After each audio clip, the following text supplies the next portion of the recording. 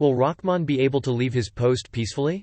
Recently, an Afghan website published an interesting material, which talks about the plans of some people to overthrow the government of Rahman through a coup. Most likely, this is some kind of disinformation aimed at discrediting the activities of the United States in the entire region, the leadership of the Tajik Special Services. It is no coincidence that the article states that, the Americans are not committed to their obligations to ensure security in Afghanistan and are taking destabilizing actions against the Afghan national interests and sinister plans in this region.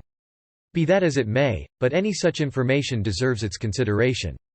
In addition, this article says that on the orders of Emomali Rahman, after the Kyrgyz revolutionary events, all security forces and the armed forces are put on full alert. So, the article says that a few months ago, the chairman of the National Security Committee of Tajikistan, S. Yatimov, secretly met with the commander of the U.S. and NATO military forces, General Austin Scott Miller, at Bagram Air Base in Kabul and suggested that he support the coup against Rahman. Yatimov motivated his proposal by the corruption of the Rahman family, a sharp decline in the legitimacy and recognition of the Tajik president's power among the people. As other reasons, he pointed to the spread of extremism in the region and the struggle for power in the Rahman family between Rustam and Ozoda. But the U.S. military and security officials, after consulting with Washington, opposed the timing of the plan and did not consider the current stage suitable for the transfer of power. Given this material, can we assume that a coup is brewing in Tajikistan and Rahman is unlikely to be able to resign peacefully and transfer power to his son Rustam? A number of experts claim that since there has already been an attempt of a coup against Rahman by the military in the person of General Nazarzad, it means that it is theoretically possible now. In fact, as various authoritative sources wrote, Nazarzad's speech in September 2015 can hardly be called an attempt at a coup d'état.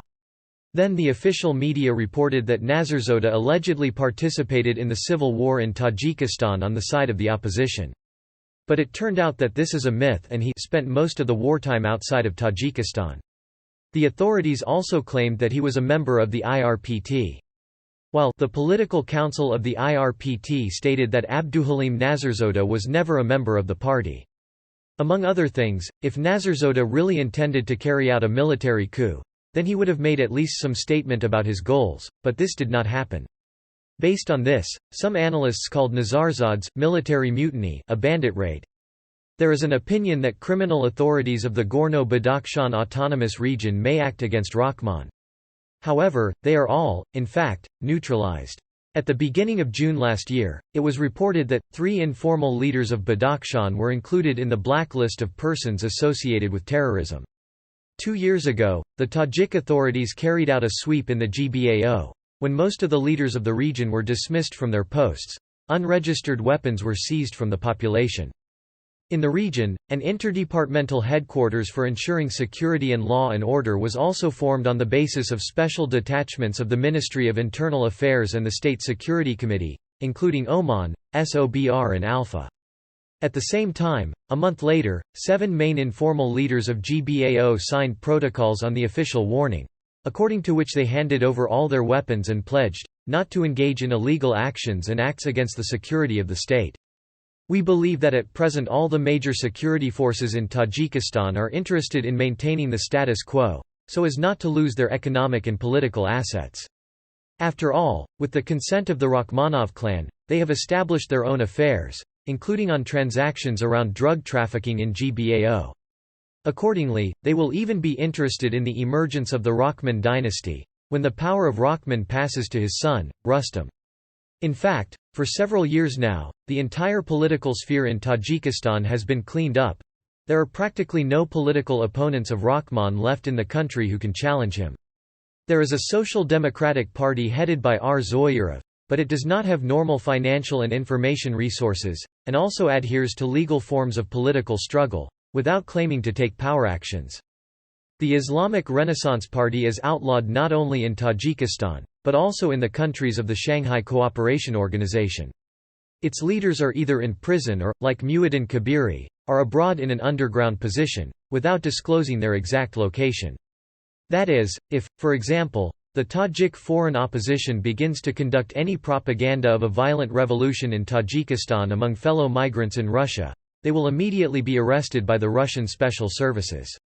As for the ethnic Tajiks in Afghanistan, most independent Tajik experts believe that they are not interested in influencing any political processes taking place in Tajikistan. They have their own problems in Afghanistan, the main of which is the confrontation with the Taliban. However, today Tajikistan is experiencing a massive impoverishment of its people, compounded by the loss of jobs for migrants in Russia and other countries. In addition, a serious blow to the standard of living of the people and the economy of the country was caused by the coronavirus epidemic, which claimed the lives of many Tajiks. Meanwhile, the authorities during the epidemic, in fact, left people alone with a dangerous disease. Moreover, the Rahman family earned a lot of money from selling medicines and products received as part of international humanitarian aid to fight COVID-19. In a word, she profited from the grief and suffering of the people. The unpopular socio-economic measures of the Rahman regime to overcome the crisis are aggravated by mass corruption, nepotism in the state power, especially at the very top of its hierarchy. Thus, the Tajik people now acutely hate Rahman and his entire clan.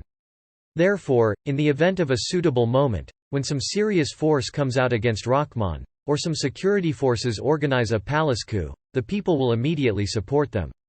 However, we repeat, today it is unlikely that anyone in Tajikistan from the people who have the necessary resources for this will decide on a coup.